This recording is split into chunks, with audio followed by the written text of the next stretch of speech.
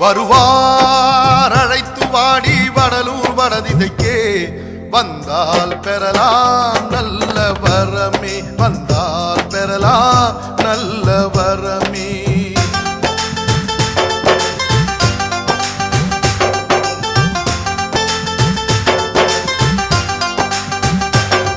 வருவார் அழைத்து வாடி வடலூர் வடதிசைக்கே வந்தால் பெறலாம் நல்ல வரமே, வந்தால் பெறலாம் நல்ல வரமே.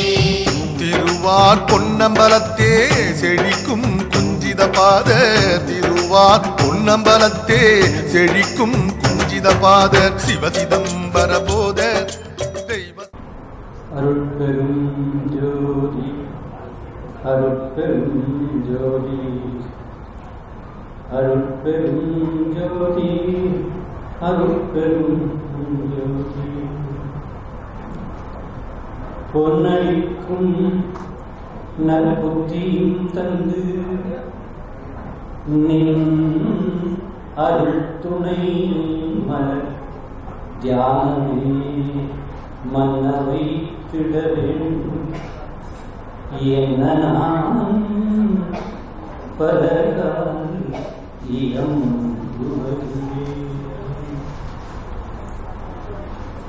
தியானம் தயவு செய்து ஒரு 5 மணித்துளி தியானம் செய்யலாம். அனைவரும் நேராக உட்காரும்படி கேட்டுக்கொள்ளுங்கள். உணவுக்கு பின் சிறிது நேரம் கடவுள் சிந்தனையுடன் இருக்க வேண்டும் என்பது நித்திய கர்ம விதியிலே உள்ள ஒழுக்கம். நான் இப்பொழுது பாடிய திருவிழா பாடலிலே பெருமான் அவர்கள் என்ன வேண்டுகிறார்கள் என்றால், நின் அருள் துணை தாழ்மலர் தியானமே மன்ன வேண்டும் என்று வேண்டுகிறார்கள். அதனால நேராக உட்காருங்கள். பையெல்லாம் கீழே வச்சிருங்க, பையவே வைங்க, எங்கேயும் ஓடாது. கையில் உள்ள தொலைபேசி கைபேசி தொங்கல் எல்லாத்தையும் கீழே வச்சிருங்க. முதுகெலும்பு நேரம் இருக்கிற மாதிரி உட்காருங்க. கை ரெண்டையும் மடி மேல வைங்க. இடது கை உள்ளங்கை மேல இருக்கிற மாதிரி வச்சு மேல வலது உள்ளங்கை மேல் நோக்கி இருக்கிற மாதிரி இப்படி மடியில வைங்க. அப்பதான் கை வலிக்காது, தோல் வலிக்காது. இப்ப நீங்க எளிதா உட்காருங்க, விரைப்பா உட்காரக்கூடாது, எளிதாக உட்கார. Sit at ease. No rigid posture. நேர பாருங்க, எந்த பக்கமும் சாயக்கூடாது. ரொம்ப மெதுவா கண்ணை மூடுங்க, கண்ணை இழுக்க மூடக்கூடாது. இப்ப அருட்பெரும் ஜோதி உங்களுடைய மனசுல ஓடுது. நான் இப்ப சொல்றத பின்பற்றுங்க. மெதுவாக, மிக மிக மெதுவாக நீங்கள் அருட்பெரும் ஜோதி மந்திரத்தை உச்சரிக்கிறீர்கள். ஆனால் உதடு அசையவில்லை, நான் அசையவில்லை. உள்ளுக்குள்ளே நீங்கள் அதை நினைக்கிறீர்கள்.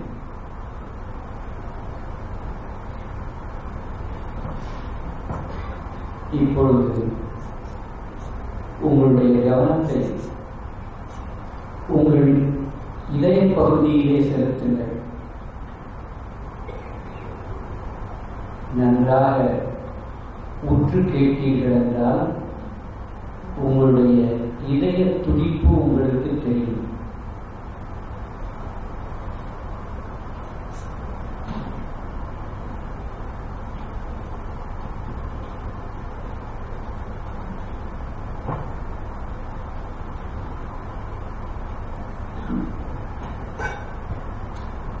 நீங்கள் ஆடவில்லை, அசையவில்லை. உங்களுடைய இதயம் மட்டும்தான் துடித்துக் கொண்டிருக்கிறது. உங்கள் உடலிலே இரத்த ஓட்டம் சீராக இருக்கிறது. நீங்கள் அருட்பெரும் ஜோதியை நினைத்துக் கொண்டிருக்கிறீர்கள், ஞாபகம் செய்கிறீர்கள். மெதுவாக மிகவும் மெதுவாக உங்களுடைய கவனத்தை சிறிது சிறிதாக தொண்டை பகுதிக்கு கொண்டு வாருங்கள். மிகவும் மெதுவாக அருட்பெரும் ஜோதி உச்சரிப்போடு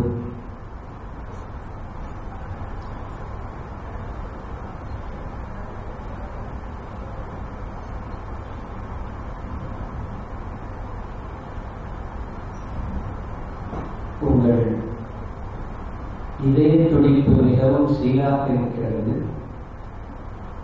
இப்பொழுது உங்கள் இரத்த ஓட்டம் சீராக இருக்கிறது.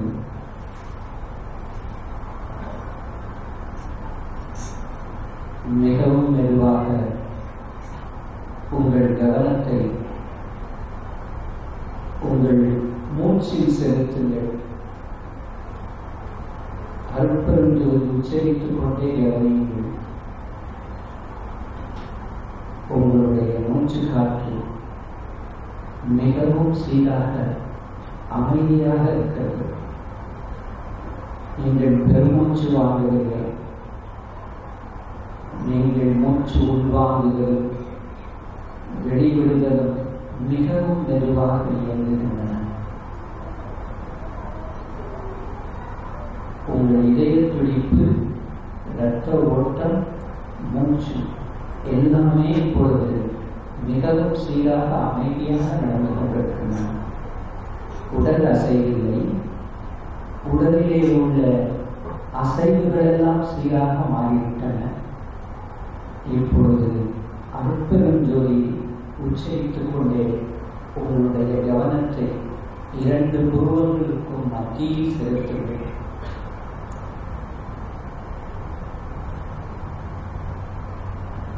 அந்த புருவ மத்தியில் உங்களுக்குள் இருக்கும் உங்கள் ஆன்மாவினுடைய அறிவு இருப்பதாக பாவித்து பாருங்கள். எண்ணி பாருங்கள். உங்களுடைய ஆன்மா அது கற்பூர வடிவத்திலே இருப்பதாக பாருங்கள். அந்த கற்பூரத்திலே ஒரு ஜோதி விளங்குவதாக, ஒரு தீபம் விளங்குவதாக பாவித்து பாருங்கள். ஆன்ம அறிவாகிய கற்பூரத்திலே கடவுள் அருளாகிய தீபம் விளங்குவதாக பாவித்து பாருங்கள். வெண்மையான கற்பூரம், அதில் மஞ்சள் நிறத்திலே, தங்க நிறத்திலே ஜோதி. இப்பொழுது அருட்பெரும் ஜோதியை நீங்கள் உச்சரிக்கிறீர்கள். உங்களுடைய மனக்கண்ணிலே அருட்பெரும் ஜோதி விளக்கமாக தெரிகிறது. அது எதிலே விளங்குகிறது? உங்களுடைய அறிவிலே, உங்கள் ஆன்ம அறிவிலே விளங்குகிறது. உங்களுடைய நினைவை அதிலேயே நிறுத்துங்கள். இப்பொழுது உங்கள் நினைவு அருட்பெரும் ஜோதி உச்சரிப்பு, அருட்பெரும் ஜோதியாகிய தீபம் எல்லாம் ஒன்றாகட்டும்.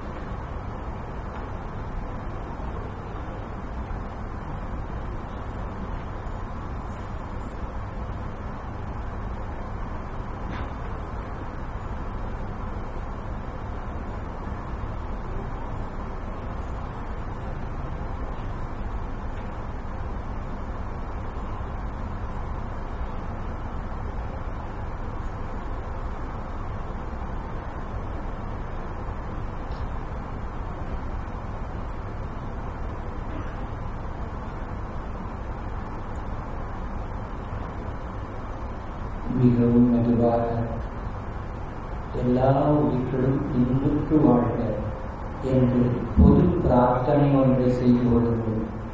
மிகவும் மெதுவாக உங்கள் கண்களை திறங்கள்.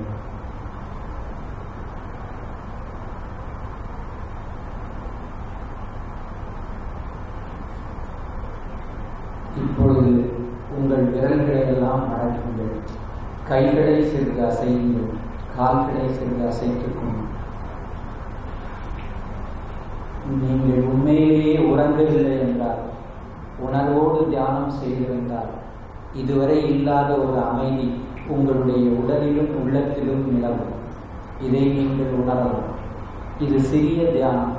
இதை போல பெருமான் அவர்கள் 6 முறை நம்மை தியானம் செய்ய சொல்லுகிறார். உண்ட பின்பு தியானம் செய்வதனாலே பெருமானுக்கு நன்றி கூறுகிறோம், பெருமானை நினைவு கூறுகிறோம். அதனாலே நித்திய கர்ம விதியிலே எழுதப்பட்டிருக்கிற இந்த முறைப்படி நீங்கள் ஒவ்வொரு நாளும் சிறிது சிறிது நேரம் ஒதுக்கி இந்த தியானத்தை அவசியம் செய்ய வேண்டும். பெருமான் அவர்கள் தன்னுடைய பாடலிலே அருட்பெருஞ்சோதி ஆண்டவரிடம் கேட்கிறார்கள், நான் பலவேளை உன்னிடம் கேட்கிறேன், எனக்கு எப்பொழுதும் உன்னுடைய திருவடிகளையே தியானம் பண்ணுகிற நல்ல புத்தியை எனக்கு கொடு என்று கேட்கிறார்கள். நாம் அதே வேண்டுகோளை இங்கே இருக்கிறோம். அற்பா படிக்கிற பொழுது இன்றைக்கு இரவு பொன் அளிக்கும் நற்புத்தியும் என்கிற பாடலை திருப்பி பாருங்கள். நிச்சயமாக உங்களுக்கு அதை தெளிவு பிறக்கும். நீங்கள் எப்பொழுது கண்களை மூடி தியானம் செய்கிறீர்களோ அப்பொழுது உள்ளே இருந்து உங்களுக்கு வழிகாட்டுகிறவர் அருட்பெரும் ஜோதி ஆண்டவர். அங்கே மனித குடி யாரும் தேவையில்லை. எப்பொழுது நீங்கள் உள்ளே திரும்புகிறீர்களோ அப்பொழுது உங்கள் உணர்வுகளை அறிந்து கொண்டு படிப்படியாக மேற்படிகளில் ஏற்றுவிக்கின்றவர் அருட்பெரும் ஜோதி ஆண்டவர். ஆதலால் அவருடைய நினைவோடுதான் எப்பொழுதும் இருக்க வேண்டும். எந்த வேலை செய்யணும், எந்த விவகாரம் செய்யணும், சிவ சிந்தனையோடு இருக்க வேண்டும் என்பது பெருமானுடைய கட்டளை. உள்ளும் புறமும் வள்ளல் இருக்க வாட்டம் ஏன் என்பது பெருமானுடைய அறிவுரை. உள்ளேயும் கடவுள் இருக்கிறார், வெளியும் நம்முடனே இருக்கிறார். நமக்கு எதற்காக வருத்தம்? எப்போதும் மன உற்சாகத்தோடு இருக்க வேண்டும் என்பது வள்ளல் பெருமானுடைய அறிவுரை. என்ன நடந்தாலும் சலிக்கவே கூடாது. வேலை இவ்வளவிற்கு சலிக்கக்கூடாது, வருத்தம் இவ்வளவிற்கு சலிக்கக்கூடாது, குடும்பத்தில் சூழல் இப்படி இருக்கு சலிக்கக்கூடாது, உலக சூழல் இப்படி இருக்கு சலிக்கக்கூடாது. அதையெல்லாம் திருவருள்கிட்ட பிரார்த்தனை பண்ணிட்டு மனசு உற்சாகத்தோட கடவுள் சிந்தனையோடு இருக்க நாம படிக்க வேண்டும். இதுதான் வள்ளல் பெருமான் காட்டுகின்ற வழி. உலகியல்ல நம்ம போல இல்லறத்துல ஒரு தொழில் செய்து இருக்கிறவங்களுக்கு காட்டுகிற வழி இதுதான். அதனால நம்ம தியானத்தோடு இந்த திருக்கூட்டத்தை ஆரம்பித்தோம். இப்போது நன்றாக அசைந்து உட்கார்ந்து விடலாம். கூடியவரை நீங்கள் நிமிர்ந்து உட்கார்ந்து பழகுங்கள். வாய்ப்பு கிடைக்கிற பொழுது கீழே சமணமிட்டு 2 கால்களையும் மடக்கி உட்கார்ந்து தியானம் செய்து பயிலுங்கள். இது நல்லது. கடைசி வரைக்கும் உங்கள் உடலும் நலமா இருக்கும், உள்ளமும் நலமா இருக்கும். தியானம் செய்கிற பொழுது எந்த வித அசைவும் இருக்கக்கூடாது, உடல் அசையக்கூடாது, வெளியிலிருந்து எதுவும் உங்களை பாதிக்கக்கூடாது.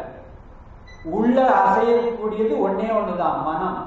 அந்த அசைவை தடுப்பதற்கு தான் அருட்பெருஞ்சோதியை நினைக்கிறது. அருட்பெருஞ்சோதியை நினைச்சா மனம் அசையாது. மனம் எப்படி அசையும்னு நீங்க கேள்வி கேட்கலாம். நினைப்பு மனம், அதை மறந்துட்டா அசைவு. மறந்த மனம் திரும்பவும் நினைக்கும். நிமிடத்திற்கு பல தடவை மறந்து நினைத்து மறந்து நினைக்கும். ஒன்றை நினைத்து விடும், இன்னொன்றை நினைக்கும். இது மனத்தினுடைய இயல்பு.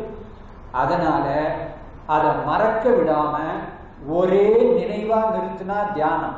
தியானம் வடமொழி வட சொல், தமிழ்ல சரியான சொல் நினைத்தல். அதனால மறப்பு இல்லாமல் நினைத்திருத்தல் தியானம். நீண்ட நேரம் தொடர்ந்து ஒரே எண்ணத்திலே இருப்பது தியானம். இவ்வளவு எளிமையாக தியானத்தை கற்றுக் கொடுத்த பெருமானுடைய அவதார விழாவிலே நாம் இன்றைக்கு கலந்து கொள்கிறோம் என்பது நாம் செய்த புண்ணியம், மகிழ்ச்சி. அதற்கு ஒரு பெரிய வாய்ப்பை கொடுத்த நமது ஈப்போ அருட்பேரொளி சமரச பேரவைக்கும் ஐயா இந்து பாபா அடிகளாருக்கும் அந்த குழுவினருக்கும் உங்கள் அனைவருக்கும் அடியினுடைய வணக்கத்துடன் இந்த உரையை தொடங்குகிறேன்.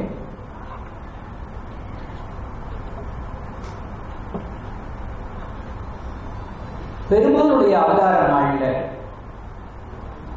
எல்லா இடங்களிலும் நாம விழா நடத்துறோம், கூடுகிறோம். எதற்காக கூடுகிறோம் என்றால் பெருமானுடைய கொள்கைகள் என்ன, அவருடைய வழிகாட்டி என்ன என்று தெரிந்து கொண்டு அந்த வழியிலே செல்வதற்காக கூடுகிறோம். திரும்பவும் நினைவு கூர்ந்து நாம இதுபடி வந்துட்டோமா, எவ்வளவு வந்திருக்கிறோம் என்று நம்மை நாமே அளந்து பார்த்துக் கொள்வதற்காக வந்திருக்கிறோம். போன ஆண்டு வந்தோம், விழா நன்றாக இருந்தது, இந்த ஆண்டும் விழா நன்றாக இருக்கும் என்று வரக்கூடாது. போன ஆண்டிலிருந்து இந்த ஆண்டுக்கு நாம் எவ்வளவு வளர்ந்திருக்கிறோம், நாம் மேற்படியிலே எவ்வளவு ஏறி இருக்கிறோம் அல்லது கீழ்ப்படியிலே சறுக்கி இருக்கிறோமா என்று நம்மை நாமே அளந்து கொள்ள வேண்டும். எனக்கு பதில் சொல்ல வேண்டாம், உங்கள் குடும்பத்தில் உள்ளவங்களுக்கு பதில் சொல்ல வேண்டாம், உங்கள் மனதிற்கு சொல்லுங்கள். ஆக நீங்கள் உங்களை அளந்து கொள்வதற்காக இந்த அவதார விழா அமையட்டும், அது என்னுடைய வேண்டுகோள். அருட்பெரும் ஜோதி ஆண்டவருடைய அருள் கட்டளையை ஏற்று வள்ளலார் பெருமான் இங்கே அவதாரம் செய்கிறார். பெருமான் பாடுகிறார்கள், அப்பா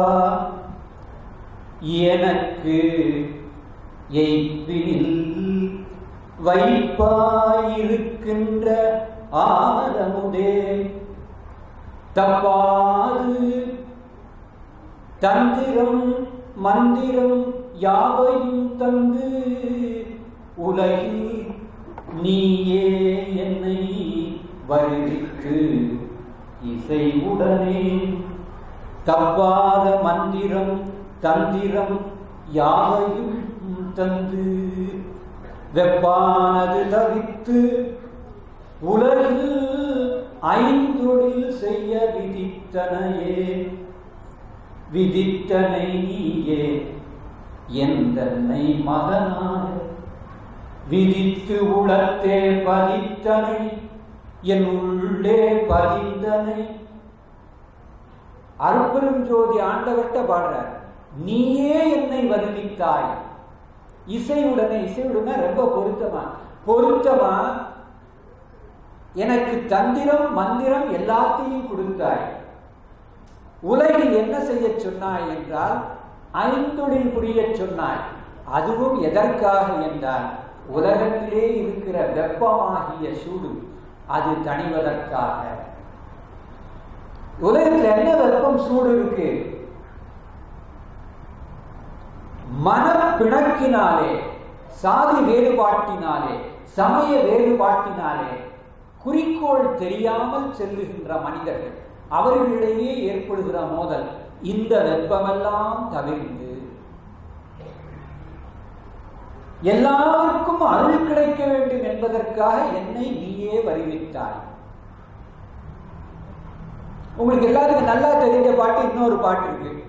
அகத்தே கருத்து புறத்து வெளுத்திருந்த உலக மானிடரமை வரை சகத்தே திருத்தி சன்மார்க்க சங்கத்து அடைவித்திட அவரும் இகத்தே பரத்தை பெற்று மகிழ்ந்திடுதற்கு என்றே என இந்த யுகத்தே வரிவிக்க உற்றேன் அருளை பெற்றேனே.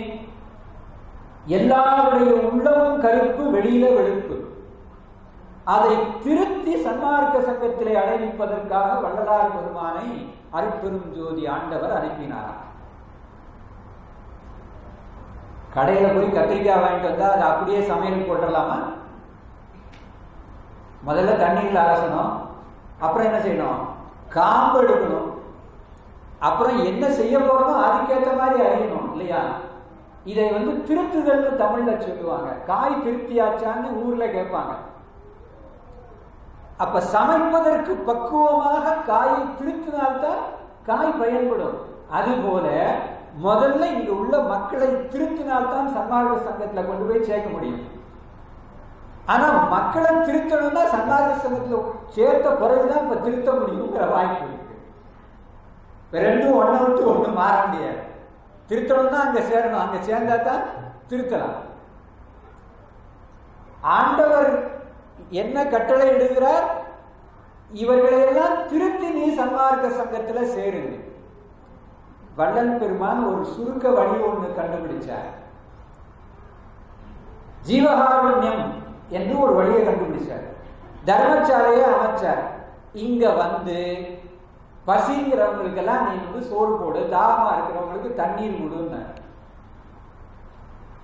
அப்படி அதுல பழகினால் அவங்க வர்றவங்களுடைய துன்பத்தை பார்த்துட்டு ஐயோ பசியோட வந்திருக்கிறான்னு நாம அந்த உணவு கொடுக்கிறப்ப, அந்த முகத்தை பார்க்கிறப்ப, வாழ்ந்த முகத்தை பார்க்கிறப்ப இந்த நான்கிறது வேலை செய்யாது. நம்ம மனசுல உள்ள அழுக்கு துன்பத்தை எல்லாம் நம்ம மறந்துடுவோம். ஐயோ பாவம் அப்படின்னு அடுத்த ஒரு துன்பத்தை பற்றி நினைப்போம். அந்த இரக்கம், உயிர் இரக்கமாகிய தண்ணீர் நெஞ்சிலே உள்ள கருப்பை கழுவும். எப்படி கண்ணீர் சுரந்து சுரந்து கண்கள் ஒளிமயமாகவே இருப்பதற்கு உதவுகிறதோ அதுபோல ஆன்மாவிலே ஏற்படுகிற சுரப்பு உயிரிறக்கம். இந்த உயிரிறக்கம் இருந்தால்தான் ஆன்மா சுத்தமாகிறது. இந்த உயிரிறக்கம் இல்லைன்னா சுத்தமா இருக்காது. என்னையா நீங்க சொல்றீங்க, எங்க அப்பா அம்மா சொன்னாங்க, முன்னோர்கள் சொல்லியிருக்காங்க, நான் மேடையில கதா காலட்சேபம் கேட்டிருக்கேன், பிரசங்கம் கேட்டிருக்கேன், எல்லாரும் என்ன சொல்லியிருக்காங்க அப்படின்னா எல்லா கோயிலுக்கும் போயிட்டு சொல்லியிருக்காங்க, எல்லா தீர்த்தத்திலையும் போய் நீராட சொல்லியிருக்காங்க, இந்த மாதிரி புண்ணிய ஊர்கள்ல போய் குடியிருக்க சொல்லியிருக்காங்க. நீங்க இப்ப மாத்தி சொல்றீங்க உயிரிறக்கத்தோட இருக்க சொல்லி வள்ளலார் சொன்னாருன்னு. அப்ப இதெல்லாம் நாங்க போனதெல்லாம் வீணா அப்படின்னு ஒரு அன்பர் கேட்டார். நீங்க போனதெல்லாம் வீணே இல்லை, போன நேரம் புண்ணிய நேரம். அப்ப கடவுளை பற்றி நினைச்ச நேரம் புண்ணிய நேரம். ஆனா ஒரு சின்ன கேள்வி, 24 மணி நேரம் பயணம் பண்ணி ஒரு கோயிலுக்கு போறீங்கன்னு வச்சுக்கிடுவோம். 24 மணி நேரம் அந்த கடவுளை பற்றி நினைச்சுக்கிட்டா கோயிலுக்கு போனீங்க? நல்லா யோசனை பண்ணி சொல்லுங்க. 10 பேர் சேர்ந்து கோயிலுக்கு புறப்படுறோம். 10 பேர் என்ன எத்தனை நாள் அதுக்கு நம்ம ஆயத்தம் பண்றோம்? என்ன சாப்பாடு எடுத்துக்கணும், என்ன துணிமணி எடுத்துக்கணும், எங்க தங்கணும், எல்லாம் ஆயத்தம் பண்றீங்க. 9 நாள். ஒரு நாள் பயணத்துல சரியா போச்சு. கோயில்ல செலவழிச்ச நேரம் 30 நிமிடம். அதுலயும் உள்ளூர கடவுளை முன்னால இருந்து ஒரு பாடல் பாடி என்னுடைய குற்றத்தை எல்லாம் நீ மன்னித்து கொண்டு என்னை ஏற்றருள், நான் உன்னுடைய மகன் மகள்னு மன்றாடின நேரம் 10 மணி துடி. உண்மையா இல்லையா? என்னுடைய அன்பர் ஒருவர் இமயமலை உச்சியில அது சிவபெருமான் இருக்கிறார், நாங்க பார்க்க போறோம்னு சொல்லி பெரும் பொருள் செலவழிச்சு ஒரு ஹெலிகாப்டர்ல ஏறி அந்த கைலை மலையிலே சிவபெருமான் வீற்றிருக்கிற அந்த மலை உச்சியை சிகரத்தை ஒரு சுத்தி அந்த நிறுவனத்தார் வந்து இவர் இந்த நாளன்றைக்கு இதுல பயணம் செய்தார்னு ஒரு சான்றிதழ் கொடுத்தாங்க. அதையும் வாங்கிட்டு வந்து எங்கிட்ட காட்டினாரு. நான் ஒரே ஒரு கேள்விதான் கேட்டேன், ஐயா அங்க சிவபெருமானை பார்த்தீங்களான்னு. இல்ல அப்படின்னு. சரி இந்த கோயிலுக்கு போறீங்களா, இங்க பார்த்தீங்களான்னு கேட்டேன். இல்ல. இங்கேயும் இல்ல, அங்கேயும் இல்ல. அப்ப அவர் எங்கதான் இருக்காரு? எல்லா கோயிலுக்கும் போய் தேடி பார்த்தாச்சு, அதே உருவம் தான் இருக்கு. ஆனா ஒரு கோயிலையும் அவரை காணும். அவர் தூண்லயும் இருக்கிறார், துரும்புலையும் இருக்கிறாருன்னு பிரகலாதன் சொன்னதா சொல்றாங்க. இப்ப தூணெல்லாம் உடைக்க முடியாது. எங்கதாயா அவர் இருக்கிறாரு? அப்ப கோயிலுக்கு போன நேரம் வீணா, தீர்த்தமாடின நேரம் வீணா. ஒவ்வொரு கோயிலுக்கும் போய் வழிபாடு பண்ணும் போல நீங்க ஒரே ஒரு கேள்வி உங்க மனசுல கிளம்பிச்சா, என்ன எல்லா கோயில்லையும் மூலவர் சிவன் கோயிலுக்கு போனா சிவலிங்கமா தான் இருக்காரு, வலதுபுறம் நடராஜர் திருவுருவம் தான் இருக்கு, அதுக்கப்புறம் அம்மை தான் இருக்காங்க, வெளியில ஒரு சுத்தி வந்தா விநாயகர் இருக்கார், சுப்பிரமணியர் இருக்கார், அதுக்கு அடுத்த சுத்துனா நாயன்மார் 63 பேர் நிக்க வச்சிருக்கிறாங்க, அப்புறம் வேற சின்ன சின்ன தேவர்கள் மூர்த்திகள்லாம் இருக்காங்க. இப்ப நம்ம எல்லாத்துக்கும் நிறைய பணம் புழக்கம் இருக்கிறதுனால இப்ப அந்த சுத்துல 3வது சுத்துல இப்ப 9 கிரகத்தையும் வச்சு அதுக்கு ஒவ்வொரு நாள் போய் சாமி கும்பிட்டுட்டு வரோம். இது எல்லா கோயிலையும் இதான பண்றோம். எப்பவாவது நம்ம மனசுல ஒரு கேள்வி வந்துதா, எதுக்கு நம்முடைய முன்னோர்கள் எல்லா இடத்துலையும் ஒரே மாதிரி கோயில் வச்சிருக்காங்கன்னு? எப்பவாவது ஒரு தடவை கேள்வி வந்துதா நம்ம மனசுல? நான் உங்களை மட்டும் கேட்கல, என்னையும் தான் கேட்கிறேன்.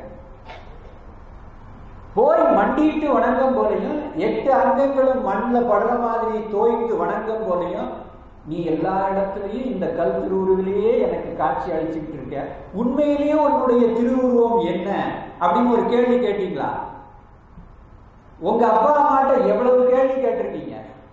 உங்க அப்பா அம்மாட்ட எவ்வளவு சண்டை போட்டிருக்கீங்க? உங்க அப்பா அம்மாட்ட எவ்வளவு அழுது இருக்கிறீங்க? ஒரே பிறவியில இந்த உடம்ப மட்டும் 10 மாசம் சுமந்த அம்மாவுக்கும் பார்த்து பார்த்து வளர்த்த அப்பாவுக்கும் இவ்வளவு உரிமை கொண்டாடுற நீங்க எவ்வளவு பிறவிகள் தோறும் இந்த உயிரையும் உடம்பையும் சேர்த்து இங்கே வைத்து இரவு பகல் ஒரு நொடி கூட நம்மை விடாமல் நம் உடனேயே இருந்து நம்மை பாதுகாக்க அருள்கின்ற அந்த அப்பனும் அம்மையையும் எந்த உரிமையோடு நாம் எல்லோரும் வணங்கினோம்? அவரிடம் அன்போடு பேசினோமா? அவரோட உரிமையோடு கேட்டோமா? கேட்கல. அதனால எந்த கோயிலையும் அவரும் நம்மளை பார்த்து சிரிக்கல, வாடா மகனே மகளேன்னு சொல்லல. யார் கூட? எல்லாம் நம்ம கூட. அவர் குறை ஒண்ணும் இல்லை. பள்ளிக்கூடத்துல விளையாட்டு ஆசிரியர் விளையாட்டு சொல்லி கொடுத்தாரு. இப்படி பந்த காலத்தை எத்திட்டே போ, இந்த 2 கம்பம் இருக்கு, அதுக்கு நடுவுல ஊடி வேகமா அடி அப்படின்னு சொல்லி கொடுத்தாரு. பயிற்சி தான் கொடுத்துட்டாரு. போட்டி நடந்து 2 அணி மோதுது. பையன் ரொம்ப வேகமா கொண்டு போனான். அடாடா, நம்ம பையன் இன்னைக்கு அடிச்சுடுவான், நம்ம அணிதான் வெற்றி பெற போகுதுன்னு ரொம்ப இவர் சுவையா இருந்தாரு. அவ்வளவு வேகமா போனோன்னா அந்த 2 கம்பத்துக்கு பக்கத்துல வந்த உடனே அவனுக்கு ஒரு சந்தேகம் வந்துருச்சு. பந்தை நிறுத்திட்டு அந்த ஆசிரியர் ஓரத்துல இருந்தாரு. அடிக்கட்டுமா அடிக்கட்டுமான்னு கேட்டான். ஆசிரியர் தலையில அடிச்சுக்கிட்டாரு. அவர் என்ன செய்வாரு? மாணிக்கவாசகர் பாடினாரு, உன்னால் ஒன்றும் குறைவில்லை. அப்பா, உன்னால ஒன்றும் குறைவில்லை. எல்லாம் யார் குறை? என்னுடைய குறை. தங்கம் கிண்ணத்துல தின்பண்டத்தை வச்சு 2 வயசு பிள்ளை கையில கொடுத்தா அது என்ன செய்யும்? சரி, தங்கம்னா ரொம்ப வரவே எழுந்து போச்சு. நான் பாருங்க, நான் மோதிரெல்லாம் போடல பாருங்க, தங்கம்லாம் வாங்க முடியாது. சரி, கண்ணாடி கிண்ணம்னு வச்சுக்கிடுவோம். என்ன செய்வீங்க நீங்க? கண்ணாடி கிண்ணத்துல ஒரு தின்பண்டம் வச்சு கொடுத்தா பிள்ளை தின்பண்டம் சாப்பிடுதா என்னன்னு நீங்க பார்க்க மாட்டீங்க. டேய் கண்ணாடிடா, உடஞ்சிருண்டா, முதல்ல அதை சாப்பிட்டுட்டா வைக்கிறேன், இப்படியே பின்னால சுத்துவீங்களா மாட்டீங்களா? பொன் கிண்ணத்தினுடைய மதிப்பு சிறு பிள்ளைக்கு தெரியாது. ஆனால் பொன் கிண்ணத்தை கொடுத்து அப்பா அம்மா அன்போடு அதை சீராட்டி பாராட்டி அதை வளர்க்கிறாங்க. அதை போல இந்த பொண்ணு ஆகக்கூடிய ஒரு தேகத்தை கொடுத்து நம்மை சீராட்டி பாராட்டி இந்த உலகத்துல நமக்கு வேண்டியதெல்லாம் கொடுத்து நம்முடைய அம்மை எப்ப நம்மை கவனித்து கொண்டே இருக்கிறார். ஆனா அவரை பற்றி மட்டும் நினைவில்லாம மற்ற எல்லா நினைவுகளையும் நம்ம போயிட்டே இருக்கிறோம். சுருக்கமா சொல்ல போனா நமக்கு ஏன் இந்த பிறவிக்கு வந்தோங்கிற குறிக்கோள் தெரியல. படிக்கணும், வேலை பார்க்கணும், திருமணம் பண்ணிக்கணும், பிள்ளைகள் பெற்றுக்கணும், வீடு கட்டணும், காடி வாங்கணும். அப்புறம் சொல்லுங்க, எனக்கு தெரிஞ்சதான் நான் சொல்லிட்டேன்.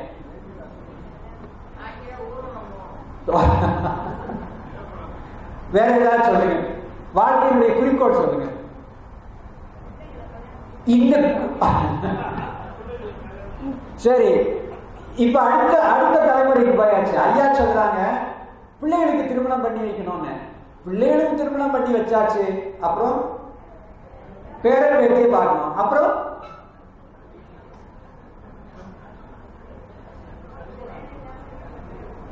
பதில் சொல்லாம நிறுத்தக்கூடாது.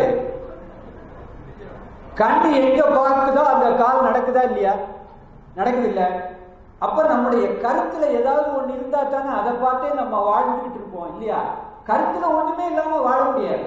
நீங்க இந்த அவதார விழாவுக்கு வரணும்னு உங்க எண்ணம் இருந்ததுனாலதானே இங்க வந்தீங்க. அதனாலதானே உங்க கால் உங்களை இங்க கூட்டிட்டு வந்தது. அப்ப வாழ்க்கையிலே அது மாதிரி ஏதாவது இருக்கணுமே. பேரன் பேத்திக்கு கல்யாணம் பண்ணியாச்சு, அப்புறம்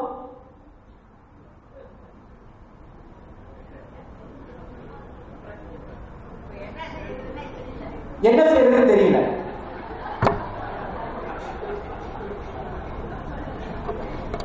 ஐயா உள்ளத சொல்லிட்டாங்க. என்ன செய்யலன்னு தெரியாதப்பெல்லாம் நாம என்ன செய்வோம்னு இப்ப நான் சொல்றேன். தொலைக்காட்சியை திருப்புவோம். அது வேலை செய்யலைன்னா பக்கத்து வீட்டுல எட்டி பேசுவோம். அங்க ஆள் இல்லைன்னா எதிர் வீட்டுல அரட்டை அடிப்போம். இதுக்கு எதுக்குமே வாய்ப்பு இல்லை. மழை பெய்யுதுன்னா பழைய கதை புத்தகம் ஏதாவது இருக்கான்னு பிரிச்சு பார்ப்போம். அப்படியே இல்லைன்னா இப்ப இருக்கவே இருக்கு வாட்ஸ்அப், அதுல கொஞ்சம் அரட்டை அடிப்போம். இதோட வேற என்ன பண்ணிப்போம்? நீங்க வாழ்க்கையை பார்த்து பயப்படுறீங்க. ஏன்னா உங்களுக்கு குறிக்கோள் இல்லை. நீங்க சிந்திக்கல என்ன செய்யறது. எல்லாரும் செய்யற மாதிரி இது எல்லாத்தையும் செஞ்சுட்டீங்க, பேரம் பேட்டி வரைக்கும் கல்யாணம் பண்ற மாதிரி. ஆனா எல்லாரும் பின்னாலையும் போறது வாழ்க்கை இல்லை. ஒவ்வொருத்தருடைய வாழ்க்கைக்கும் ஒரு குறிக்கோள் உண்டு. உங்க சூழ்நிலை வேற, நீங்க சம்பாதிக்கிறது வேற, உங்க அனுபவங்கள் வேற, உங்களுடைய குறிக்கோள் வேறவா இருக்கணும். அதனால நீங்க எல்லாரையும் மாறி இருக்கணும்னு நினைச்சதுனாலதான் இந்த மாதிரி அடுத்து என்ன செய்யணும் அப்படிங்கிற கேள்விக்குறியோடு இருக்கிறீர்கள் என்று அருளாளர்கள் நம்மை பார்த்து பேசுகிறார்கள்.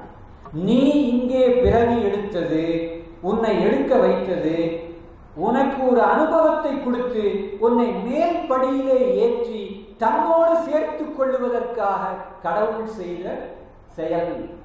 இந்த உலகத்தை படைச்சு கடவுள் நம்மளை அனுப்புனதே எதுக்காகனா, எப்பவுமே 1ஆம் வகுப்புல நீ இருந்துராத, நீ மேல மேல மேல வா, நீ என்னோடு கூட இரு என்று சொல்லுங்க.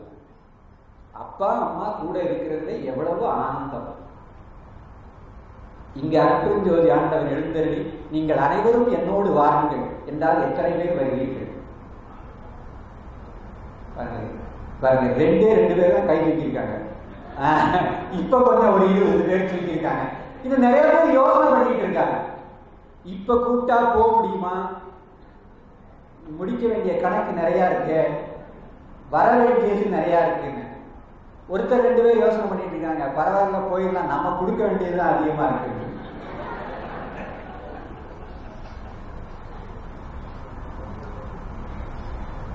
இப்ப யாரும் தயாரா இல்லை. புரியுதா? இப்ப நமக்கு குறிக்கோளே இல்லை வாழ்க்கையில. இப்ப படிக்கிறோம், ஒரு பட்டம் வாங்கணும், பட்டம் வாங்கினோட அந்த குறிக்கோள் முடிஞ்சு போச்சு. அது வாழ்க்கையினுடைய குறிக்கோள் இல்லை. திருமணம் பண்ணணும், முடிஞ்சு போச்சு. குழந்தைகள் பிறக்கணும், முடிஞ்சு போச்சு. குழந்தைகள் வளர்ந்து தானே ஆளாகி, இந்த நாட்டுல ஒரு நல்ல வழக்கத்தை பார்த்தேன். அது எப்படி இருந்தாலும் சரி, அதுல ஒரு கருத்து இருக்கு. 21 வயசு ஆச்சுன்னா அவங்களுக்கு சாதியை கையில கொடுத்து அது ஒரு விழாவா கொண்டாடிடுறீங்க. உண்மைதானே? அப்பா அம்மாவுக்கு ரொம்ப சுதந்திரம், அவருக்கு ஒன்றும் சுதந்திரம் இல்லை, அப்பா அம்மாவுக்கு தான் ரொம்ப சுதந்திரம். அவர் கையில சாதியை கொடுத்துட்டாருன்னா பொறுப்பு விட்டுது, நிம்மதியா இருக்கலாம். அங்க ஊர்ல அப்படி இல்லை, இது ஒன்றும் விழா வைக்க மாட்டாங்க. ஆனா 18 வயசுக்கு அப்புறமே நிறைய பேர் தண்ணி தெளிச்சு விட்டுருவாங்க. எல்லா இடத்துலயும் ஒண்ணுதான். இப்ப நல்லா நினைச்சு பாருங்க, நீங்க சுதந்திரமாக முடிவெடுத்து நீங்கள் ஒரு குறிக்கோளை அமைத்துக் கொண்டு உங்கள் வாழ்க்கையை வாழ்ந்தீர்களா என்று அருளாளர்கள் கேட்கிறார்கள். இல்லை. ஏன் இல்லை என்றால், நீங்கள் அடைய போகிற இடத்தை பற்றி நீங்கள் சிந்திக்க இல்லை. போற வழியில ஒரு கண்ணுக்கு கவர்ச்சியா இருந்தது, அந்த இடத்துல நீங்க தங்கிட்டீங்க. நல்லா கவனிங்க, கண்ணுக்கு கவர்ச்சியா இருந்தது, அந்த இடத்துல தங்கிட்டீங்க. சில பேர் அதை தாண்டி போனாங்க, அவங்களுக்கு காதுக்கு இனிமையா சில இது தென்பட்டுது, அங்க தங்கிட்டாங்க. இன்னும் சில பேர் அதை கடந்து அடுத்த ஊருக்கு போனாங்க, அவங்களுக்கு நல்ல நறுமணம் வாசனை அது போன்றது இல்லை, அங்க தங்கிட்டாங்க. அடுத்தவங்க இன்னும் கொஞ்சம் மேல போனாங்க, அங்க விதவிதமான உணவு பண்டங்கள், இப்ப நம்ம மதியம் சாப்பிட்டவர் ஒவ்வொன்றும் ஒவ்வொரு நேரத்துல இருக்கு, அது மாதிரி அங்க சில பேர் தங்கிட்டாங்க. இன்னும் சிலர் அதை கடந்து போனாங்க, அங்க எல்லாம் உடம்புக்கு சுகமானதெல்லாம் நிறைய இருந்தது, அங்க சில பேர் தங்கிட்டாங்க. இப்படி வாழ்க்கையில இந்த 5 இடங்கள்ல தங்கினவங்க தான் ரொம்ப அதிகம். அதனால அதுக்கு அடுத்த குறிக்கோளே போல வயசாச்சு, அதுக்கப்புறம் இந்த உலகத்தை விட்டே போயிட்டாங்க. இப்ப நம்ம பிரச்சனை என்னன்னு தெரியுதா? நம்ம பிரச்சனை நம்ம இந்த 5லயே இருக்கோம். இந்த 5 எங்க இருக்குன்னு அந்த முகத்திலேயே தான் இருக்கு. நான் சொல்ற 5 இந்த உணர்வுகள்லயே நம்முடைய வாழ்க்கையை நாம் முடித்துக் கொள்கிறோம். அது அல்ல வாழ்க்கை. இது உடம்போட சேர்ந்து கொஞ்ச நேரம் இருக்கக்கூடியது. அது அல்ல வாழ்க்கை. அதற்கு அப்பாலே ஒரு வாழ்க்கை இருக்கிறது. இதை கடந்து ஒரு வாழ்க்கை இருக்கிறது. அந்த வாழ்க்கை தான் நிலையான வாழ்க்கை. அதுல ஒரு குறிக்கோள் இருக்கிறது. இதை கடந்து போக வேண்டும். இப்போ ஒரு சின்ன சோதனை. ஊர்ல இங்கேயே நீங்க சாப்பிட போறீங்க. கடை வாசல்லையே நான் நுழைஞ்சவன கவனிச்சேன். கறி பஃப் வச்சிருக்காங்க. போன உடனே ஒன்னு எடுத்துட்டு உள்ள போறவங்க உண்டு. அப்ப என்ன அர்த்தம்? அவங்க எது அவர்களுடைய கண்ணை கவர்ந்ததோ, இந்த 5 புலன்களுக்கு எது விருந்தா இருக்கோ அதுலதான் அவங்க முதல்ல மாட்டுறாங்க. அதோட நின்றாதீங்க தயவு செய்து. அது ஒரு அனுபவம். சாப்பிட்டாச்சுன்னா அதுக்கு மேல போங்க. சரியா? இன்னொரு உதாரணம் சொல்றேன். இது பல கூட்டங்களை நான் சொல்லியிருப்பேன். இருந்தாலும் இப்ப தெரியறதுக்காக சொல்றேன். சின்ன பிள்ளைகள் மணல்ல விளையாடும். கோலாலம்பூர்ல எங்க மணல் இருக்கு? எல்லாம் தார் ரோடு இருக்கு, இல்ல சிமெண்ட் ரோடு இருக்கு, வாங்கலாம கட்டடங்கள் இருக்கு. ரொம்ப வியப்பா இருக்கு. பாருங்க, சின்ன பிள்ளைகள் விளையாடுறதெல்லாம் நாம கெடுத்துட்டோம். மணல்ல விளையாடும். செங்கல் வச்சு நம்ம சிமெண்ட் வச்சு வீடு கட்டி ரொம்ப பெரிய வீடா கட்டுவோம். சின்ன பிள்ளைகளுக்கு என்ன இருக்கும்? மணல்ல வீடு கட்டுறோம்னு சொல்லி கட்டி உடஞ்ச செங்கல் கல்லெல்லாம் வச்சு விளையாடும். அப்ப இந்த பெண் பிள்ளைகள்லாம் என்ன செய்வாங்கன்னா, நான் அம்மா சமைக்கிற மாதிரி சமைக்கிறேன்னு சொல்லி உதிர்ந்த இலையை எடுத்துட்டு அதுல பூ அதெல்லாம் வச்சு நான் காய் குழம்பெல்லாம் பண்ணியிருக்கேன் அப்படின்னு சொல்லி வச்சு எல்லாம் பண்ணணும். அவங்களுக்குள்ளேயே கொடுத்துடுவாங்க. எல்லாரும் விருந்து சாப்பிட்டு ரொம்ப மகிழ்ச்சியா இருக்கிற மாதிரி ஏப்பம்லாம் விடுவாங்க. ஏப்பம்லாம் விட்டு ரொம்ப சிரிச்சு அவங்களே மகிழ்ச்சியா விளையாடுவாங்க. நாங்க இந்த காட்சியை பார்த்துருக்கோமா? பார்க்கலையா? பார்த்துருக்கோம். சரி, உண்மையிலேயே அந்த பிள்ளைகளுக்கு சுவையானது சாப்பிட்டு வயிறு நிரம்பியா மகிழ்ச்சியா இருக்கு? இல்ல. மகிழ்ச்சியா இருப்பது போல அந்த பிள்ளைகள் நடிக்கிறார்கள். நாமளும் இதே மாதிரி நடித்துக் கொண்டிருக்கிறோம் என்று திருமூல தேவர் சொல்லுகிறார். திருமந்திரத்திலே சொல்லுகிறார். சிறார் மணல் சோற்றில் தேக்கிடுமா போல். சிறுவர்கள் எல்லாம் மணல்ல சோறு செய்து அதை உண்டு ரொம்ப மகிழ்ச்சியில் அப்படி மல்லாந்து இருக்கிறது தான் தேக்கிறது. தேக்கிடுமா போல் செய்வாலே அனுபோகம் சித்திக்கும் எண்ணில் குறியாதது ஒன்றை குறியாதார் தம்மை அறியார். இவங்கெல்லாம் யாரு அப்படின்னு சொன்னா நம்மளத்தான் அவர் சொல்றாரு. ஒண்ணு நீயே தெரிஞ்சுக்கலையே. பெருமான் நம்மை நமக்கு காட்ட அவதாரம் செய்தார். இந்த உடம்பு நீ இல்லை. இந்த கண்ணாலே பார்க்கிற காட்சிகள் நீ இல்லை. வாயாலை சுவைப்பது நீ இல்லை. இந்த உறுப்புகள் நீ இல்லை. இதை நான் நினைச்சு நீ ஒரு வாழ்க்கை வாழ்கிறாய். இதன் உள்ளே இருக்கிற ஆன்மாவாகிய அறிவு நீ. நீ நமசிவாயம் அல்ல. நீ பேராசிரியர் அல்ல. நீ சொற்பொழிவாளர் அல்ல. நீ இந்த உடம்புடையவன் அல்ல. உனக்கு உள்ளே இருக்கிற அறிவு, விளக்கம், பேரொளி, அதுதான் நீ என்று காட்ட வந்தார் வள்ளலார். அதை புரிஞ்சுகிறதுக்காக முதல்ல உள்ள கருப்பை நீக்குவதற்காக திருத்தத்தை தொடங்கினார். இந்த நாட்டினுடைய மன்னர் உங்க வீட்டுக்கு வாரேன்னு சொல்றார். நீங்க என்ன செய்வீங்க? சந்தோஷம். இடத்தை சுத்தம் பண்ணுவீங்க. Very good. வேற என்ன செய்வீங்க? மலேசியாவில் என்ன பண்ணுவீங்கன்னு எனக்கு தெரியாது. இந்த நாட்டினுடைய மன்னர் உங்க வீட்டுக்கு வாரேன்னு உங்களுக்கு அறிக்கை கொடுத்துட்டாரு. அவர் எதுக்கு வீட்டுக்கு வராருன்னா கேட்கக்கூடாது. அவர் உங்க வீட்டுக்கு வாரேன்னு சொல்லிட்டார். நீங்க என்ன செய்வீங்க?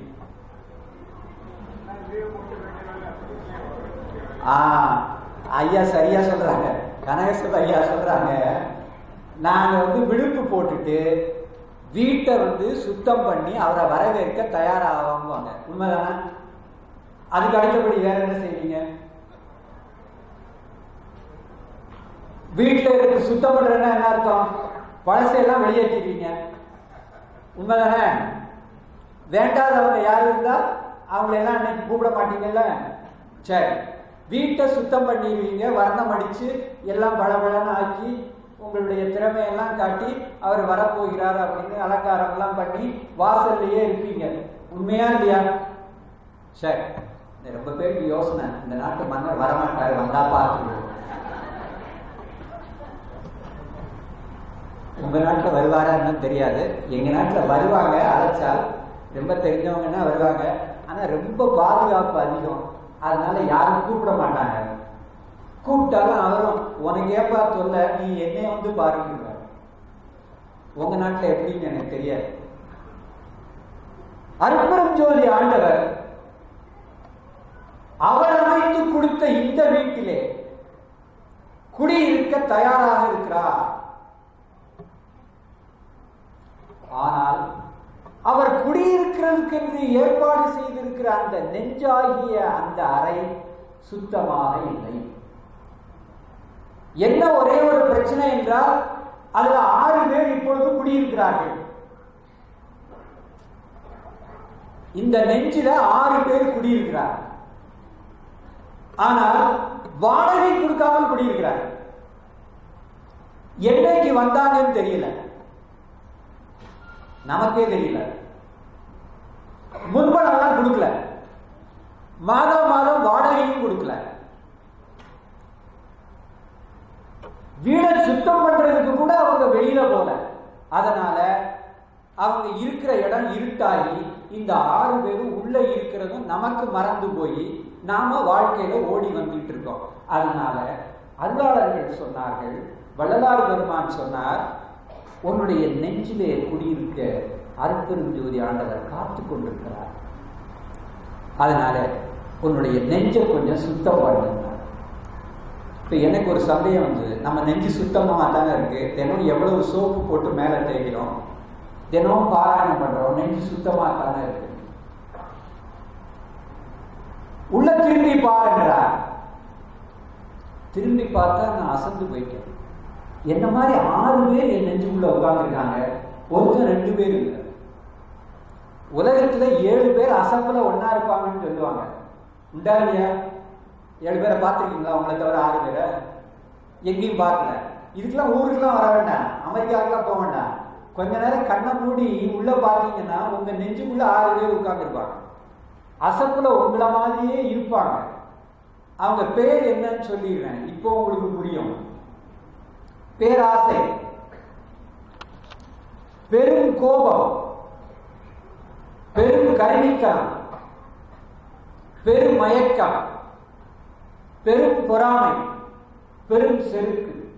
இவங்க 6 பேரும் உங்க நெஞ்ச வந்து வாடகைக்கு கூட குடியிருக்கல, ஆக்கிரமிப்பு பண்ணியிருக்காங்க. இப்ப இல்ல, எத்தனையோ பிறவிகளா தொடர்ந்து இருக்காங்க. அதனால அவங்க இருக்கிறது உங்களுக்கு தெரியல, உங்களை மாதிரியே தான் இருப்பாங்க. இதுல உங்களுக்கு சந்தேகம் வந்ததுன்னா நான் இப்ப சொல்றேன் பாருங்க. கோபம் வந்தோன்னா கண்ணாடி முன்னால போய் பாருங்க. எப்ப போய் பார்த்துருக்கீங்களா? கோபம் வந்தோன்னு கண்ணாடியே உடைச்சிருவீங்க. ஓ, இருந்தா தான் பார்க்கறது. சரி, அப்ப கண்ணாடியை உடைச்சிருங்க.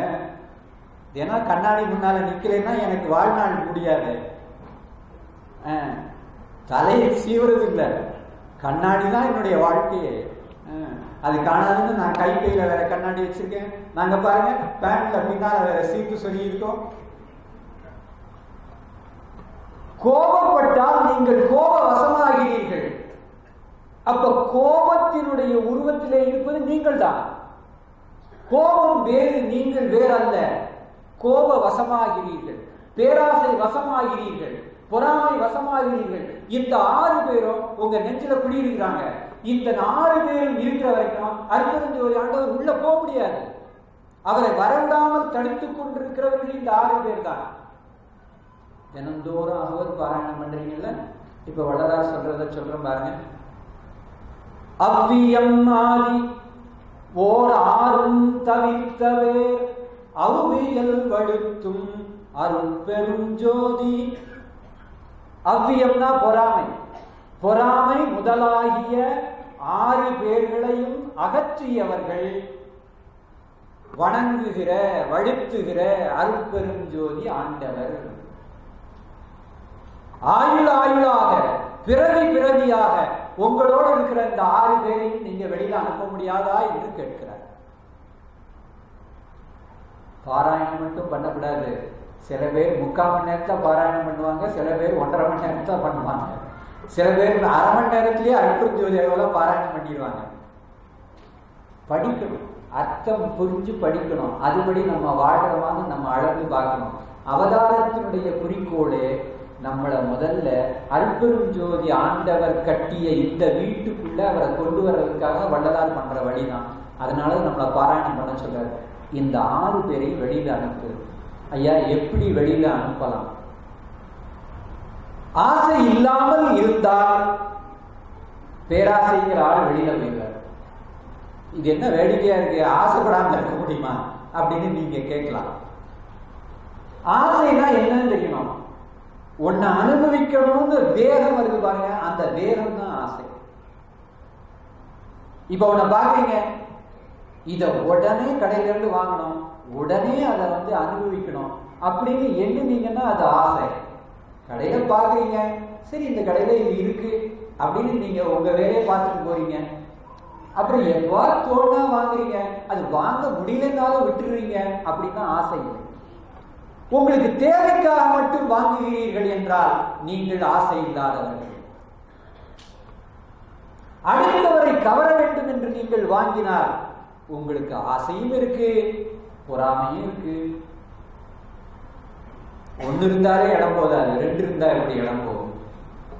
நம்ம வீட்டில் இருக்கிற தொலைக்காட்சியை பார்த்து அவர்களெல்லாம் பொறாமைப்பட வேண்டும் என்று வாங்குகிற ஆசை. அப்ப நிராசை இருந்தால் பேராசை இல்லை. எப்ப கோபப்படுவோம்? நம்ம நினைச்சது நடக்கிறதுனா கோபப்படுவோம். எதிர்பார்ப்பு இருப்பதனாலே நாம நினைக்கிறோம். எதிர்பார்ப்பு எங்கே இல்லையோ அங்கே கோபம் இருக்கிறது. அப்ப நம்ம மனதிலே இருக்க வேண்டியது சாந்தம் அல்லது அமைதி. எங்கே சாந்தம் அல்லது அமைதி இருக்கிறதோ அங்கே கோபம் இல்லை. அதற்கு கோபம் குடியிருக்க முடியாது. சாந்தம் அல்லது அமைதினா என்னன்னா, இன்னைக்கு மகிழ்ச்சியா காரியம் நடந்தாலும் சரி ஏத்துக்கிறது, இன்னைக்கு துன்பமா காரியம் நடந்தாலும் சரி ஏத்துக்கிறது.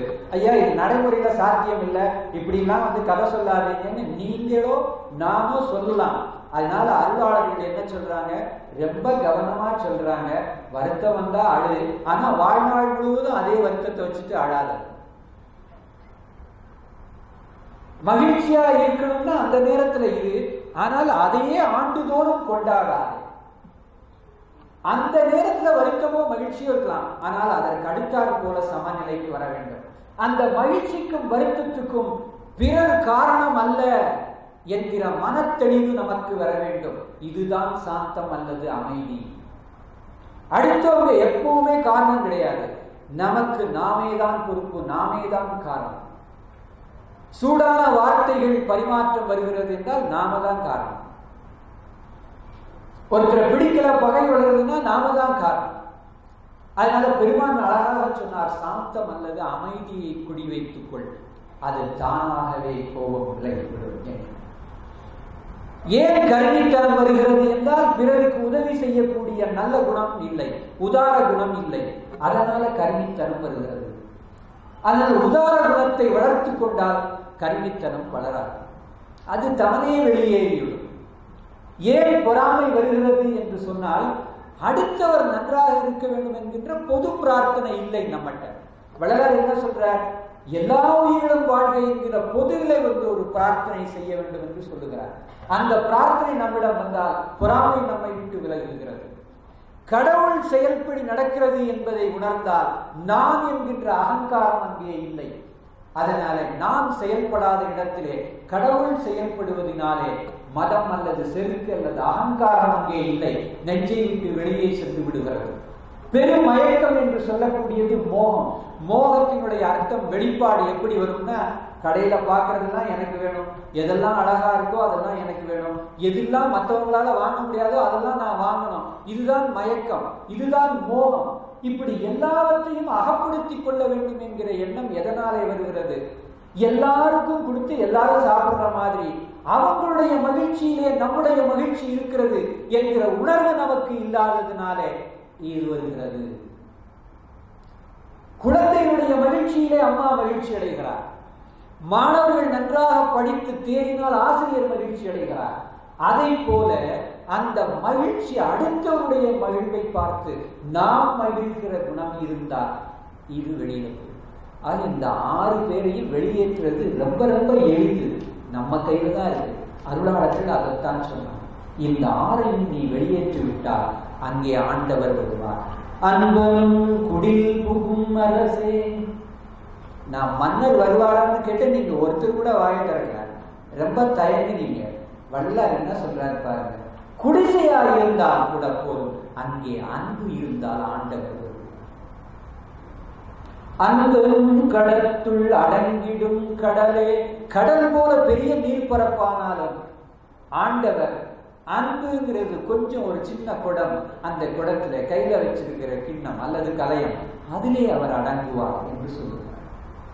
அதனால ஆண்டவர்கிட்ட நாம் அன்பு செய்ய கற்றுக்கொள்ள வேண்டும் என்றால் நம்முடைய நெஞ்சிலே இருந்து இந்த 6ஐயும் அகற்ற வேண்டும்.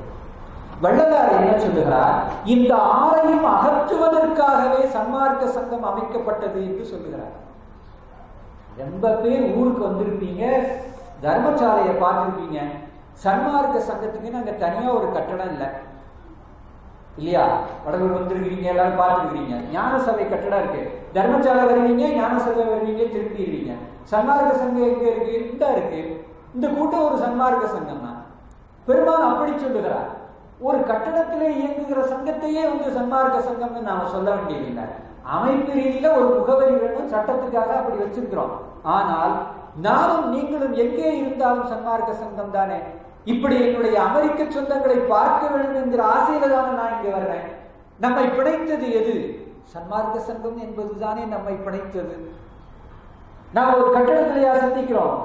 நாம் சந்திப்பதற்கு ஒரு நாளான எப்பொழுதும் சிந்திக்கிறோம், எப்பொழுதும் பேசுகிறோம், எப்பொழுதும் சந்திக்கிறோம்.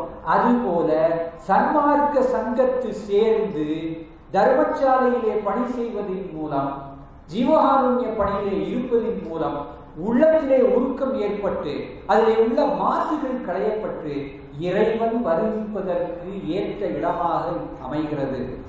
அதனால நீங்க வெளியில எவ்வளவு கோயில் வழிபாடு பண்ணாலும், தலங்கள் போனாலும், தீர்த்தங்கள் போனாலும் அதனுடைய உண்மை தெரியல, மாறல என்றால் இறைவனுடைய திருவருள் உங்களுக்கு கிடைக்காது என்று அருளாளர்கள் சொன்னார்.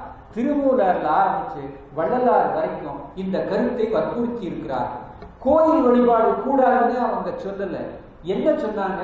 கோயில் போய் வழிபாடு பண்ணுங்க, ஒவ்வொரு மூர்த்தி முன்னாலேயும் நின்னுங்க, மண்டியிட்டு அழுங்கள் உங்கள் குற்றங்களை சொல்லி, உங்கள் அப்பாவும் அம்மையாவும் இருக்கிற உரிமையோடு அவரை கேளுங்கள்.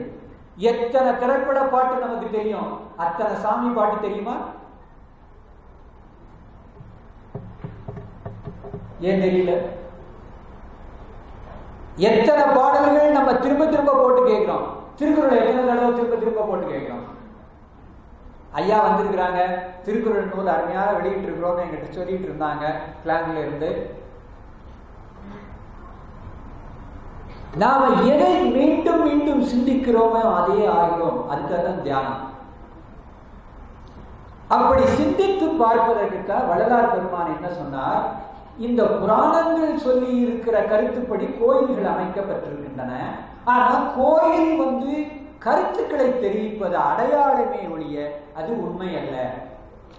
உங்க வீட்டுல உங்க அப்பா அமெரிக்காவில் இருக்காங்க, நீங்க இங்க இருக்கீங்க. அப்பாவை படம் எடுத்து வீட்டுல வச்சிருக்கிறீங்க. அப்பாவுக்கு பிறந்த நாள், நீங்க படத்துக்கு மாலையெல்லாம் போட்டு ஊர்வலம் விடுவீங்களா என்ன? அப்பாட்ட பேசுறீங்க. அற்புதஞ்சோதி ஆண்டவராகி அப்பா அங்க இருக்கிறாரு, ரொம்ப தொலைவில் இருக்காரு, அடிக்கடி பார்க்க முடியல.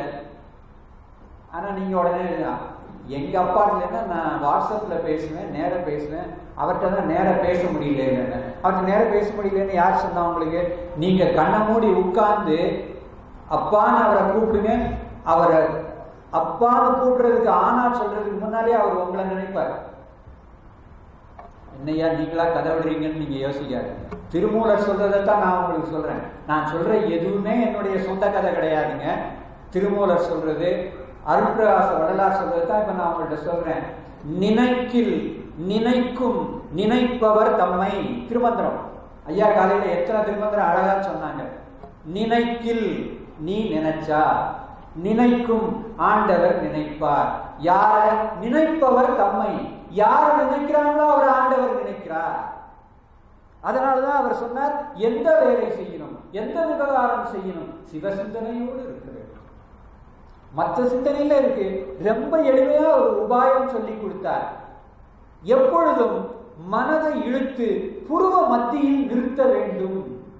எப்பவும் இழுத்து நிறுத்தி பாருங்க, வேலையே இல்லை, ஒன்னும் ஓடலையா, சரி உங்க மனசு இங்க ஒண்ணு நிறுத்துங்க.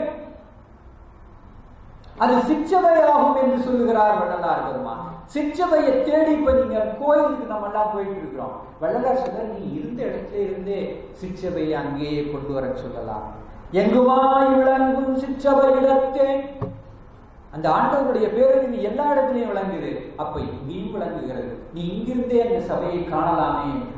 அவருடைய அவதார நோக்கமே என்ன என்றால், இதுவரை நாம வெளியில போயிருந்த கவனத்தை திருப்பி உள்ளே திருப்புவதுதான் அவருடைய அவதார நோக்கம்.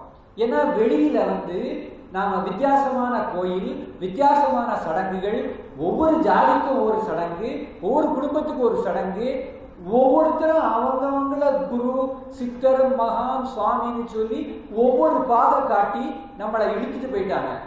வள்ளலார் ரொம்ப தெளிவா சொன்னார், ஒரே பாதை தான் இருக்கு, நீ உள்ள திரும்பு அப்படின்னு.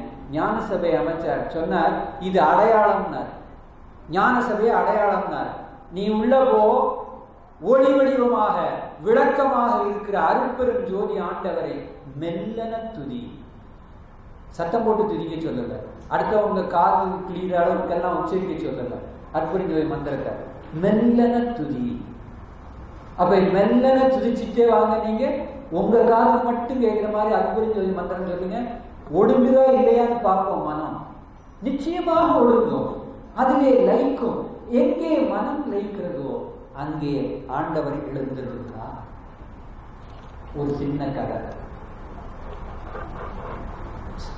ஒருத்தர் தூங்கலையே, கதை சொன்னா தூங்கிங்களா? வகுப்பு நடத்தும் போல நாங்க என்ன செய்வோம்னா, ஒரு ஆசிரியர் வந்தோடனே எழுதி விடுவாங்க, உட்கார சொல்லுவாங்க.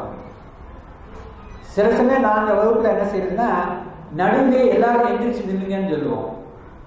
மாணவர்களுக்கு என்னன்னு புரியாது, எங்களுக்கு தெரியும். இந்த கண்ணை பார்த்தாலே தெரியும். சில பேர் என்னையே தான் பார்த்துட்டு இருப்பாங்க நான் வகுப்பு நடத்தும் போல, ஆனா அவங்க அங்க இருக்க மாட்டாங்க. இன்னும் சில மாணவர்கள் பின்னால என்னை பார்க்குற மாதிரியே பார்த்துட்டு ஏதோ எழுதிக்கிட்டே இருப்பாங்க. சரி, குறிப்பெடுக்கிறாங்க, ஏமாந்துடக்கூடாது. எட்டி பார்த்தாதான் தெரியும், ஒண்ணுமே இருக்காது. அவன் எங்கேயோ இருப்பான், கைவாட்டுக்கு கிரிக்கிட்டே இருக்கும். பெரும் கோடு கோடா கோணல் கோணலா போட்டுட்டு இருப்பாங்க. அதாவது வகுப்பு கவனிக்கிற மாதிரி அவரு எனக்கு பாவனை. கண்ணை பார்த்தா எங்களுக்கு தெரியும், சரி நம்ம கூட ஒருத்தர் இல்லை அப்படின்னு. அதுக்காக கொஞ்சம் எந்திரிக்க சொல்லுவோம். அவரை மட்டும் இல்லை, எல்லாத்தையுமே. எந்திரிச்சு உட்கார்ந்தா கொஞ்சம் ரத்தம் ஓடும், கொஞ்சம் தசைகள் இருந்ததுலாம் தளர்ந்து போய் திருப்பி வரும். ரொம்ப நேரம் உட்கார்ந்து இருக்க கூடாது. இங்க டாக்டர் எல்லாம் வந்திருக்காங்க, அவங்க கேட்டா சொல்லுவாங்க, 4 மணி நேரத்துக்கு மேல உட்கார்ந்து இருக்க கூடாது, அதனால விமானத்துல கூட இப்படி 2 தடவை நடங்க அப்படின்னு சொல்லுவாங்க. அது மாதிரி 4 மணி நேரம் நின்றுட்டு இருக்க கூடாது, உட்காரணும். அதனால நடுவில் உட்காரணும். இப்ப நான் உங்களை யாரும் எந்திரிக்க சொல்ல போறதில்ல, அதுக்காக இந்த கதை இல்லை. நீங்க தூங்குறதுன்னு எனக்கு தெரியும். கதை எதுக்காக சொல்றேன்னா, அது உள்ள கருத்துக்காக மட்டும்தான் சொல்றேன். கவனி, சுனாமி வருது, என்ன செய்வீங்க?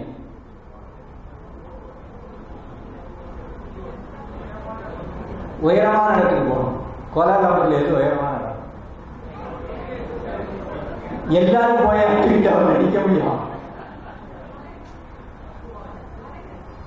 எப்படி பொருட்டு ஓடுவீங்க அதை சொல்லுங்க. எல்லாரும் காடி எடுத்துட்டா சுனாமி வருதுன்னு சொல்றேன், நீங்க கொஞ்சம் கூட ஒருத்தர் அந்த வேகத்தையே காட்ட மாட்டேங்கிறீங்க. என்ன கொடுமையா இருக்கு, எவ்வளவு அமைதியா இருக்கீங்க.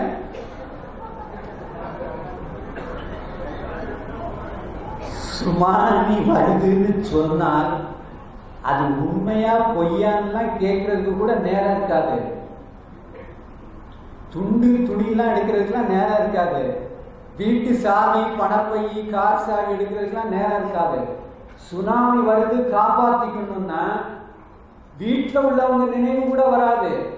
அப்படியே போட்டுட்டு காலில் செருப்பு இருக்கோ இல்லையோ எங்க ஓடணும்?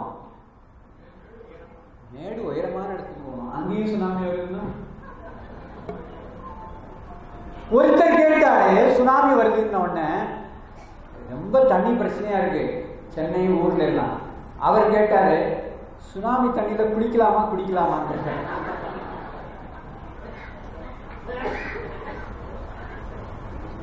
முடியல, ஒருத்தர் தீ பத்திடுச்சு. முடியல, தீ பத்தினா என்ன செய்யணும்?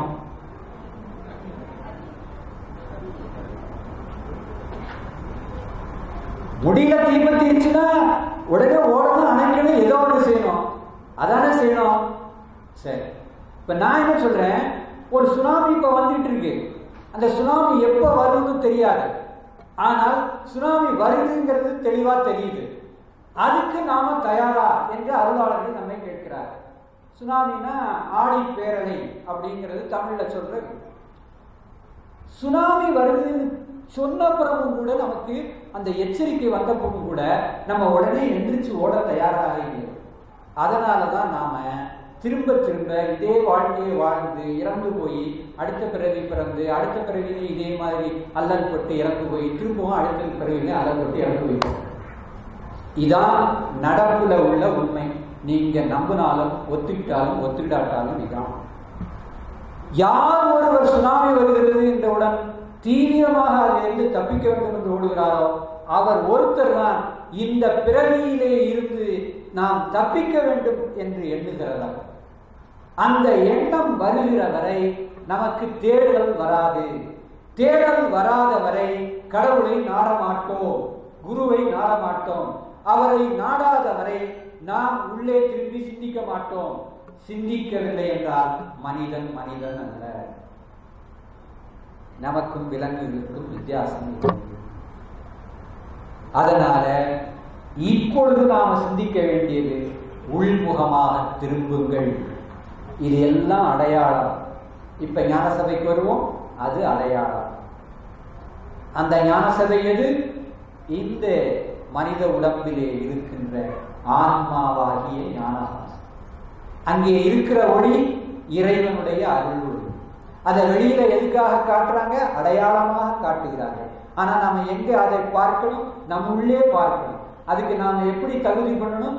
குளிச்சு நீராடி சுத்தமா கோயிலுக்கு போவது போல நம்முடைய சொற்களை புனிதமாக்கி, யாரையும் சீ நாய் பேய்னு சொல்லாமல் நம்முடைய செயல்களை புனிதமாக்கி துன்பப்படுகிறவர்களுக்கு நாம உதவி செய்து நம்முடைய வாழ்க்கையை தூய்மையாக்கி அந்த இறைவனை அங்கே காண முடியும் என்பது வள்ளல் பெருமான்.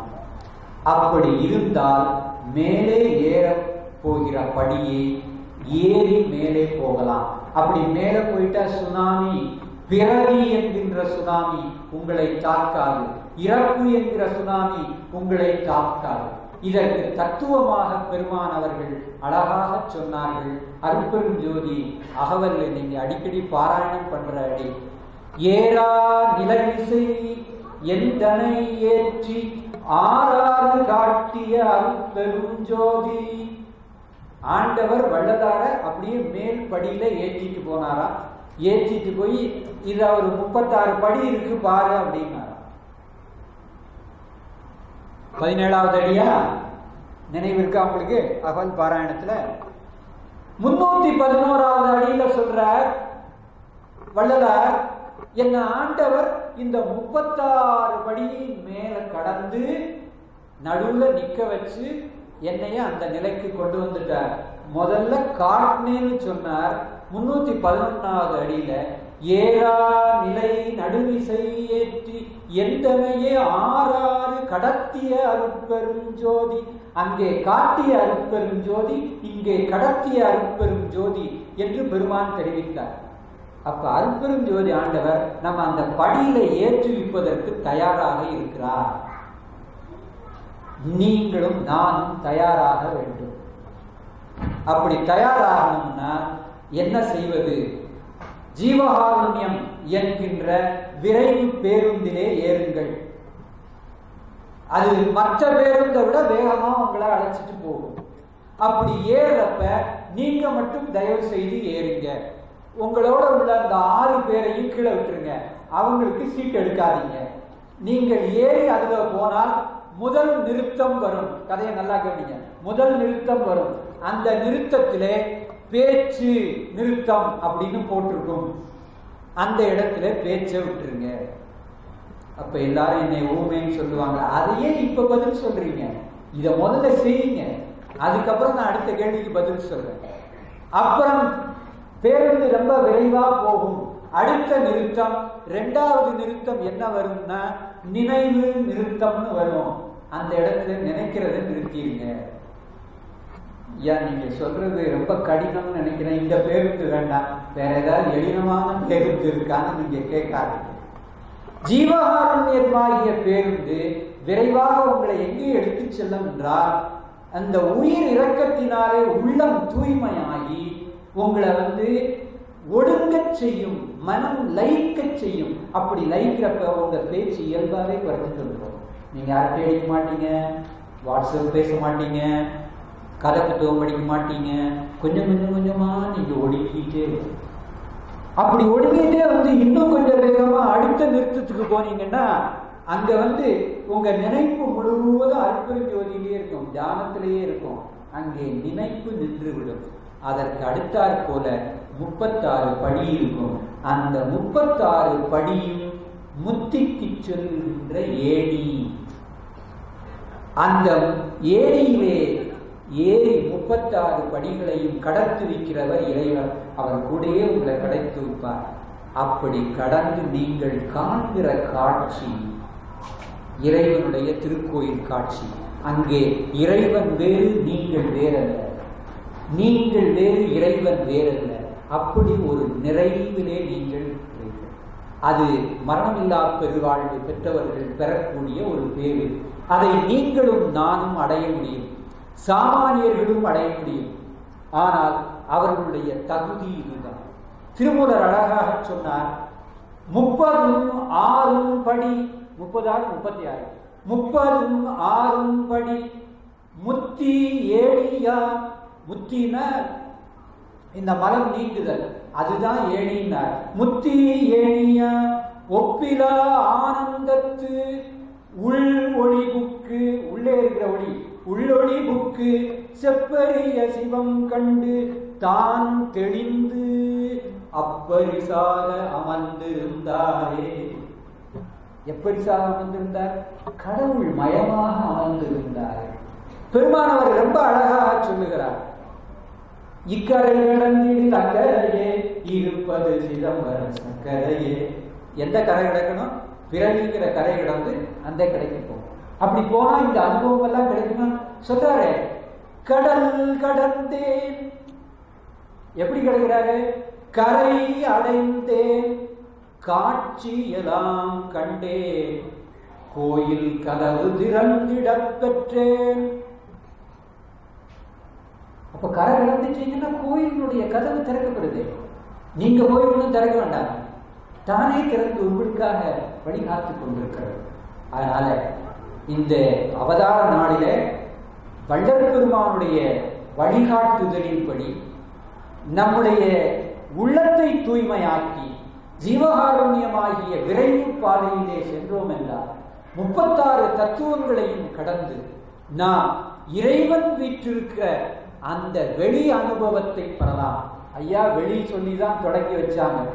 அதனால நான் சொல்லும் போது வெளி சொல்லிதான் முடிச்சு வைக்கணும். அதான ஐயா மரபு, வெளி சொல்லாம முடிக்க முடியாது. ஐயா ஒரு ஒரு கட்டளை வேற கொடுத்துட்டாங்க, வள்ளலார் சொல்லணும்னா ஒளியும் வெளியும் சொல்லாம முடிக்க கூடாதுட்டாங்க. அதனால இப்ப எனக்கு வேற வழி இல்லை.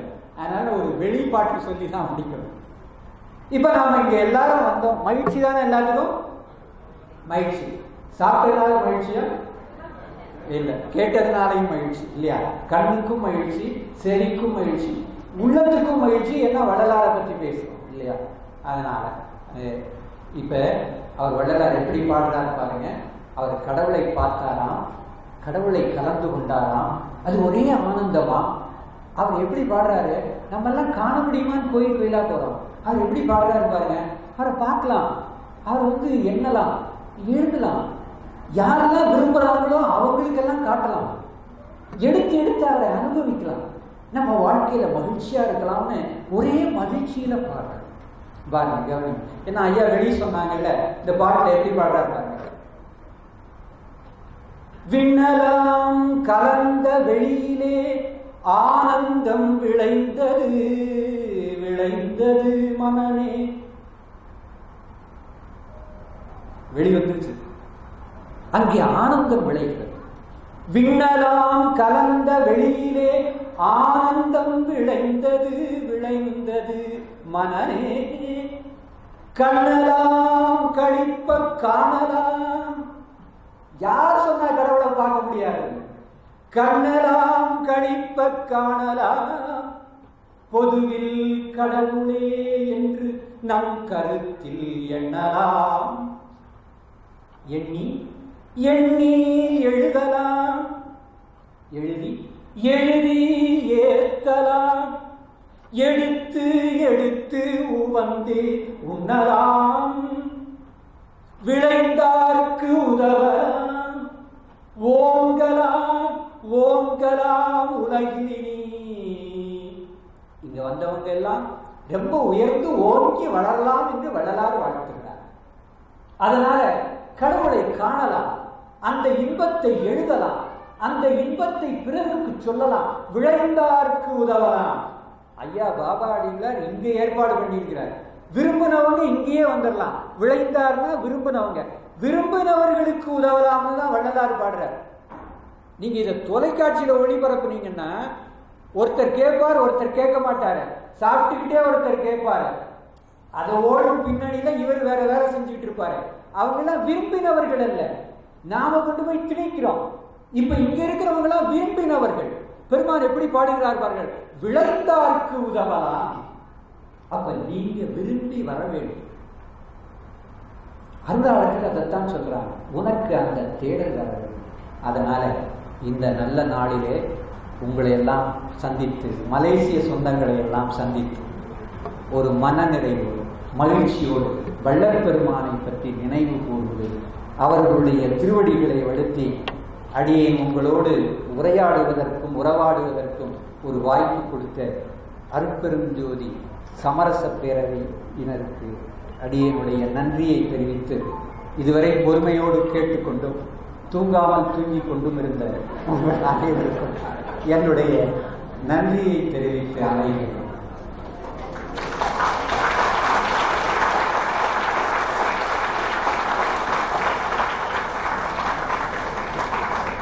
ஐயா 1 மணி நேரம் சொன்னாங்க, 2:30க்கு முடிச்சுட்டேன் ஐயா.